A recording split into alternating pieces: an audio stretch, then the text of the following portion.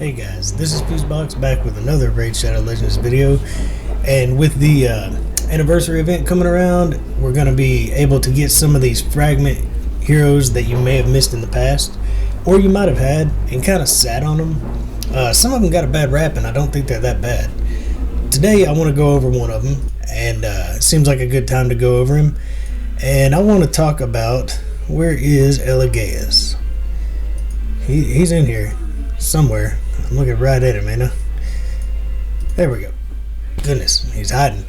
Elegaius, alright. I don't think he really got... I don't think anybody talked him down too bad. They just didn't really... He just isn't very explored. And even myself, I admit, I don't use him. And so many times I could. Let's look at his skills. He's a support champ. Sometimes a support champ that doesn't bring heals and revives, they kind of get overlooked. But this guy, he can fit into a lot of places. Two specifically I think he shines in. Well, three. I'd say three. First off, his A1. Was it Spirits of Spite? He attacks one enemy with a 25% chance. That books up to 35. And I wish I had books in this guy, but we're going to show him off without him. So right now a 25% chance to block cooldown skills. That's a good move, especially in arena or anywhere like Doom Tower or Faction Wars, which by the way are the three places this guy shines. For me, that's where he gets the most use. Blocking the cooldown on skills simply keeps Valkyrie from putting up a shield. It does amazing things. Now that's not a really high chance, but it is an A1. But then his chance increases by 0.75% for every 1% of his HP lost. Now that's almost 1% for each 1% lost. At 50%, you've got a pretty decent chance on an A1 of blocking the cooldown on a skill. Not a bad move. I think anybody would agree that's a decent A1. His A2, Dead Stop, attacks one enemy and puts the target's skills on cooldown. This is actually amazing, and it gets better. It puts the target's skills on cooldown. There's no percentage chance here. If you've got accuracy, you're going to land this. And it's not one skill. It puts all their skills on cooldown. And even better, this is why I love him in Doom Tower and Faction Wars. If the enemy team has any duplicates, it will do this to all of the duplicates. We're going to show this off. Doom Tower is notably one of the best places to use this because you'll come up against 2 or 3 of the same enemy on almost every team during these harder waves. So we'll jump in. I haven't been pushing Doom Tower, but wherever I am, we'll go in there and we'll try this out. And then there's Ghost Rage. It attacks all enemies. It can be booked to 100% chance, I'm at 75, of removing 2 random buffs. So he can also be an arena stripper. And not only does he strip buffs, but that's that in arena. It's also good in the same places I'm mentioning. Faction Wars, Doom Tower. These are places where the enemy AI kind of treats you as if they're an arena team just controlled by AI. They use a lot of buffs and debuffs. So this is the kind of thing that is super, super useful in those areas. Also, that's not it also decreases all enemies' turn meters by 20%. That's flat out an amazing move. You attack all enemies. He's not a damage dealer, but it's respectable. I mean, for what he is, a support champ. He attacks the entire enemy wave, strips 2 buffs off of everybody he comes up against, also takes them down by 20% turn meter, the entire wave, and then he can decrease it further by a very small percentage for each percentage of health lost, kind of like the A1. I really don't play around trying to let him lose HP, but he is an HP champion. To get any damage out of him, I did build him with fairly high HP. It doesn't really, he's not about damage, but I've got my crit rate on him and my HP so that he's useful. I've built more on defense than anything after that, just so that he's a little bit survivable. Accuracy is really where it's important. Accuracy and usable speed are the most important things, and honestly this guy should be faster, but unlike everybody else, I kind of sat on him. He has another move too. Let's talk about this. It's a long cooldown, 6, 5 when booked, but this just prevents him from dying and it keeps him at 1 HP when he takes a fatal hit. It's guaranteed, unless they have heal reduction on you.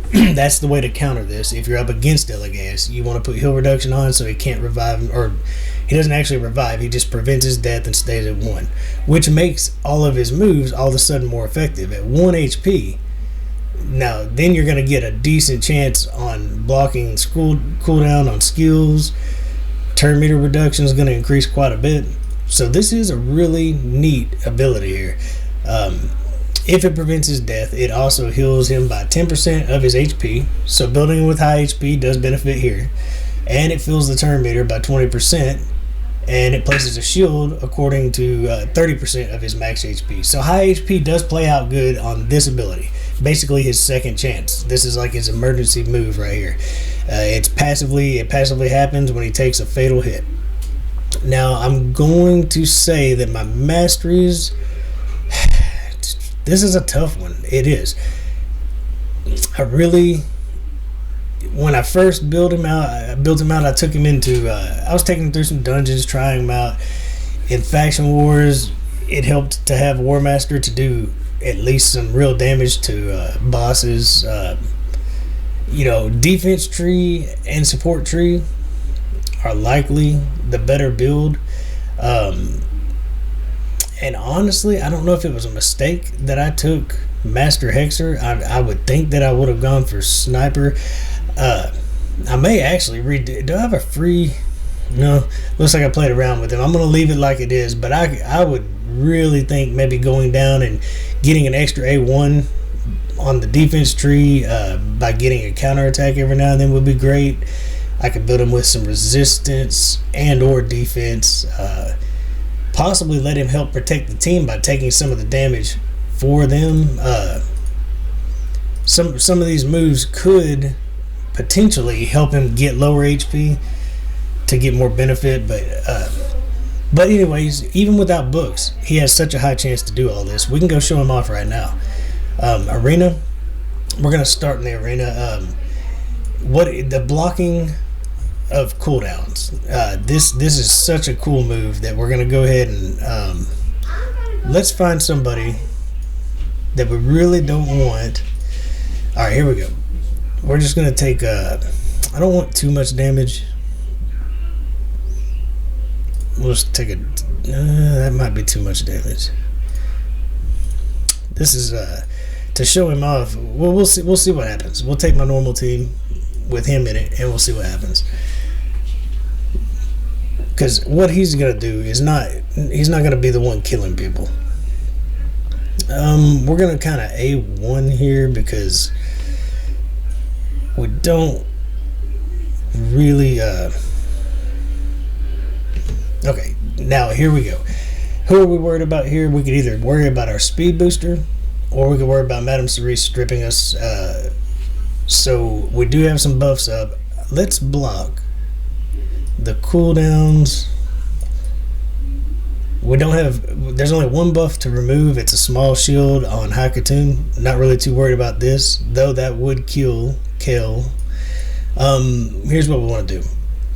Let's put all of Madame Cerise's skills on cooldown. There it goes. You saw a little swirly. All of her skills are on cooldown. So now all she can do is A1 me. Until those cooldowns are done, she's pretty much just dead weight on their team.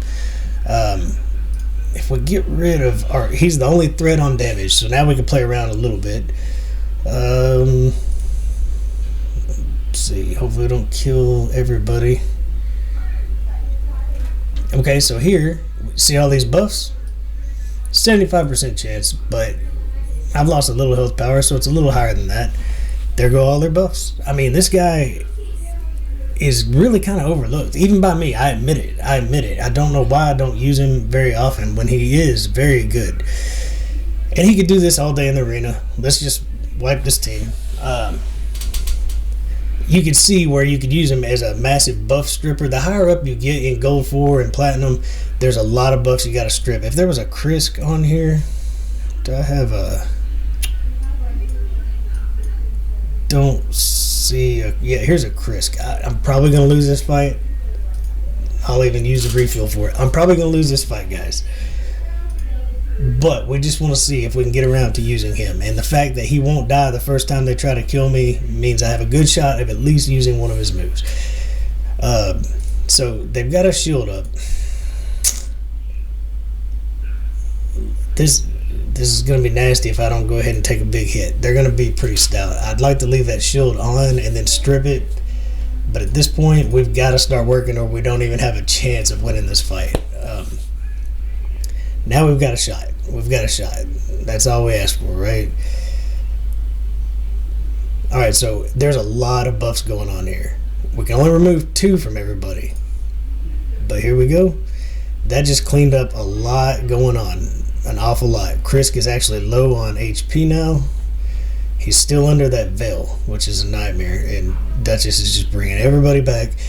So do we want to speed up or do we want to cleanse some of these buffs? It looks like I'm going to go first with my main guy. Let's just see if we can lower some of these. Ugh, it's getting scary. But you saw him doing his strip move. And we may still have a chance. He just did his passive, and he saved his butt. Let's just reset our team. Let's give these guys a good show anyway, right? So now I've got low HP. If I wanted to put somebody's skills on cooldown, really, even though she's frozen, if we let... This is tough. Let's not let Harvest Jack come around and do all this nasty debuffing and buffing. We've got to try to lower some turn meter here. This is a fun fight. I don't really like dragging out fights like this, but I have to admit we've got to start picking on Duchess or she's gonna revive again eventually. I actually like this. It's kind of fun going round and round with these guys. Get rid of that increased attack. We've got to get rid of. So there, look, we decreased turn meter. We locked her cooldowns with our A1. Even that small chance is much higher because we have low HP. Let's see if we can get rid of Duchess. Oh man, these guys are tough. There, we got rid of their reviver. Let's boost our speed and try to make it one more round. If we can make it one more round, they don't stand a chance. Harvest Jack's got to go, and then we got to start making sure Trunda doesn't murder us. Pitiless One took care of it all. That was a pretty fun match. Elegaius is pretty cool. He really is. I gotta admit that was fun. My style is usually get in, get out. That's why I don't use him. But he's absolutely useful. Why am I collecting stuff? I'm sitting here doing a video. All right, so there's more places that he's super useful. Faction Wars is not up right now for the undead, but we can come in here and let's find. There are a lot of dupes within these runs. Like look at all these duplicates of Umberworld Chantress, Harvest Jack. If we lower our damage output just a bit here, maybe we'll bring some support. Now let's see what we can do. This is where we want to show off the fact that he can actually lock out those cooldowns right here on any duplicates. So we've got 3 Harvest Jacks here. This puts the skills on cooldown on all 3 of them. That is one cool move. I don't think there's another one in the game. This guy, he really is a little more special than even I have given him credit for. So at this point, we're going to just start working on the other people. Well, I've got all AoEs. I should have changed this up. That's all good. You saw the use that we got out of him. Let's boost ourselves again and start getting into this wave. I wish I were further along. In the more difficult waves, he would really be important. They don't have any buffs that we need to remove. It's a very low chance because we're full of HP. But let's see if we can stop one of these boosters. There, we locked her out. We'll stop this booster. And what we'll do, we'll actually leave these Harvest Jacks up for a moment. And they should start, well, they're actually debuffing instead of buffing. That's all right. We're giving them a chance. How about that? Here, we got increased speed on everybody. we can get rid of that and the unkillable all in one move. We just wiped it all clean, and now we can stop playing around. We can get through here. But yeah, he's really, really useful.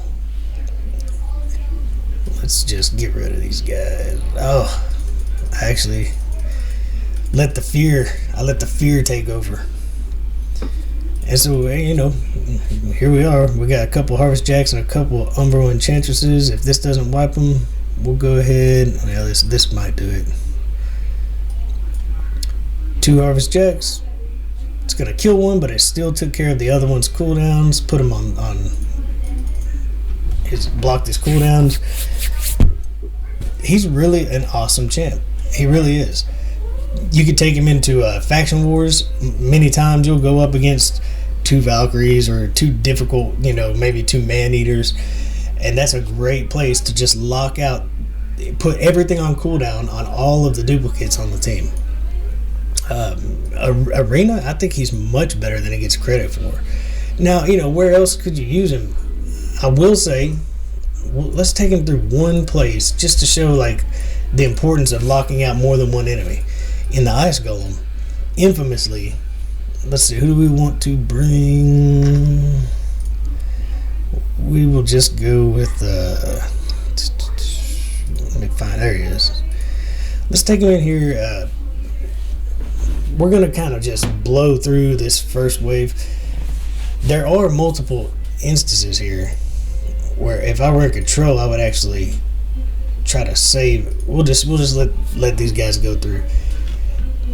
If you were needing to, on the second wave, they put up damage reflection. Both of the Hellhounds or Stitch Hounds, whatever they are, he can lock out all of their put all their skills on cooldown. I don't know if it's actually going to be available here. You always want to kill these guys or stop them before they put up reflect damage. That's the biggest threat. And here we go. Now both of them are on cooldown. Now we have a much better chance of just hitting auto, going through this wave without worrying about their damage reflection. If I stayed on manual, I would kill those hounds before I moved on. But look, he locked him out with his A1 too. I mean, he's really a useful champ. So I'll tell you what I'm going to do. I'm going to come back at the end of this. There's no point in... Well, you know what? I wonder, does it actually... Turn meter manipulation I saw work? It could... These guys look like duplicates to me. And you could really control these... Oh, that's going to hurt. You could really control these guys with him. I kind of want to see. Well, I'll come back at the end of the fight, and then we'll talk a little more about our guy here. I'm just coming back in to note that he has pretty respectable damage. Here he goes right here. He got a War Master proc with 11,000, but that's an A1. And I was just watching, you know, now these guys are built to the guild, but I got 21,000 from A1 or 2 from, and then here he comes with 31,000 and a 24,000 proc of War Master. The way I did his Masteries might not be all that bad. There was definitely, I think Master Hexer seems kind of pointless now that I think about it. I don't think it works on locking out cooldowns. But there he goes too. He was a big part of the team. I'm just real quick noting that he did more damage than Alton altogether. And he doesn't have very high crit rate damage. I know he's not a high damage number guy. I looked him up. I think his AoE is strong, which is about where Alton stands. But man, I mean, he really did good. Obviously, Royal Guard stole the show. So wrapping up on this guy, the way he's built, that I built him, you know, I gave him that high HP so he could drop, you know, without. It also shields him up when he does that passive to heal himself when he takes a fatal hit. But you know, I gave him crit rate. I didn't really focus on crit damage. I focused on HP and some defense, so it's survivable. Mostly, I was all about the accuracy because those moves, you saw it. Even with no books, low percentage chance, he was landing almost everything he tried. So I have to admit, I kind of slip on this guy too. I built him out, and I had him ready to go all this time, and I just don't use him very often. But now in Faction Wars, he's been a huge help, and Doom Tower, I might start bringing him in when the waves get difficult. I'm still kind of crushing through waves, and I haven't been pushing this go around for some reason, just been busy. But he is a super useful champ.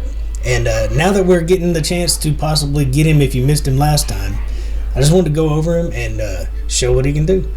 If you pulled this guy, he is pretty neat. Enjoy the rest of your day, and remember to enjoy the grind.